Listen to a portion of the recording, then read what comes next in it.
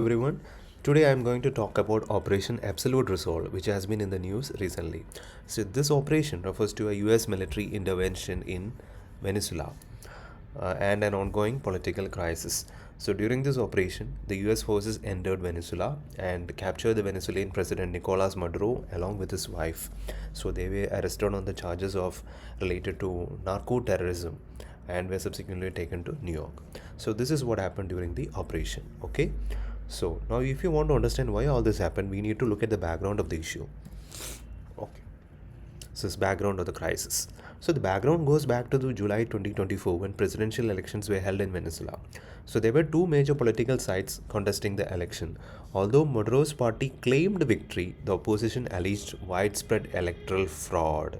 So many Western countries did not recognize Maduro as the legitimate leader and also refused to accept the election results. So this was the political scenario prevailing in Venezuela after 2024. So developments happened in 2025, like in late 2025 the United States increased its naval presence in the Caribbean Sea. So this enhanced naval deployment affected Venezuela's infrastructure, logistics and maritime activities. So these developments continued through late 2025 and into early 2026. Then came the Operation Absolute Resolve. So Operation Absolute Resolve, U.S. Special Forces entered Caracas, the capital of Venezuela, and captured President Nicolás Maduro and his wife. And this marked the culmination of the crisis. So after the capture, what happened in Venezuela? So after the crisis, an interim government was formed in Venezuela by Delcy Rodriguez. She declares herself as president, but the United States did not officially recognize this interim government, which is another important point. This is what happened in Venezuela. And what happened in US? The oil angle and US interest. So following this, US President Donald Trump authorized US oil companies to repair and reclaim their oil assets in Venezuela. So now why is oil so important here? So because Venezuela, it has the largest proven oil reserves in the world. So approximately 303 billion barrels of oil. Okay, for comparison, if you say this is the first in the world with 303 billion barrels, where Saudi Arabia comes second with 267 billion barrels, and you can see the difference. And US has also indicated, that Venezuela's oil reserves would be used for reconstruction, which clearly shows that oil reserves are a major strategic factor behind these developments. Okay, and now coming to India's position. So this is India's position we are seeing. So India adopted a neutral stand. India expressed deep concern, and called for peaceful dialogue. Okay, so please note the wording carefully: deep concern, peaceful dialogue, etc. So India did not explicitly condemn the United States, nor did it support the action. So this is because India has strategic ties with the US, especially in defense, technology, trade, etc. And openly criticizing the US could put these interests at risk. So at the same time, India also focused on the well-being of the Venezuelan people, emphasizing peace and stability. Okay. Then the citizen-centric diplomacy. India also followed citizen-centric diplomacy. That is, India advised its citizens to avoid all non-essential travel to Venezuela. Okay, and to the Indians residing there were advised to stay alert, restrict movement, and remain indoors as much as possible. So these are the two advisories given by the Indian government. So this was India's most direct actions. Now, if you see the global reactions, the reactions were divided globally. Some countries, they supported the US action, including UK, Argentina, Israel. So they described the operation as justice served, restoration of democracy.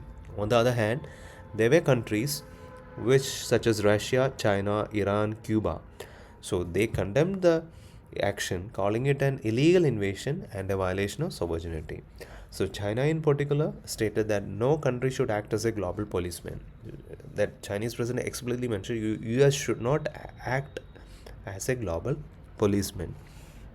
So overall, this issue highlights the global power politics, the role of strategic interest in like oil, and India's policy of strategic autonomy and balanced diplomacy. Okay, so this is what the crux of the matter. Like you will be able to know all the points related with this for the examination. And there are also things like people are thinking about whether this will escalate into a war or something.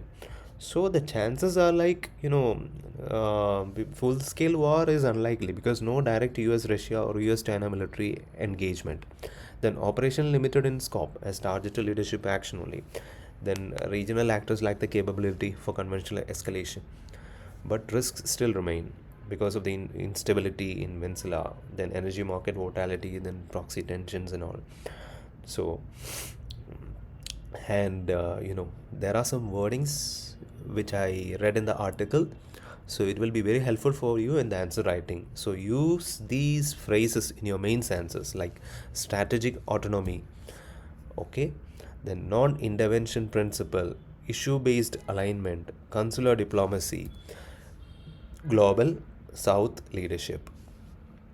Then if you see a prelims question, there are statements which could be made confusing for you in prelims. And one could be like India officially condemned the US military action. So that's a false statement, right? Because India has never openly condemned the US military action. It was following a neutral stand. So India called for peaceful dialogue and stability. Yeah, India does it. That is a neutral statement and it's very neutral. So, and why Venezuela is strategically important? So the answer is here, the oil reserves. So these are some of the things you have to keep in mind for the prelims. And the capital of Venezuela is Caracas.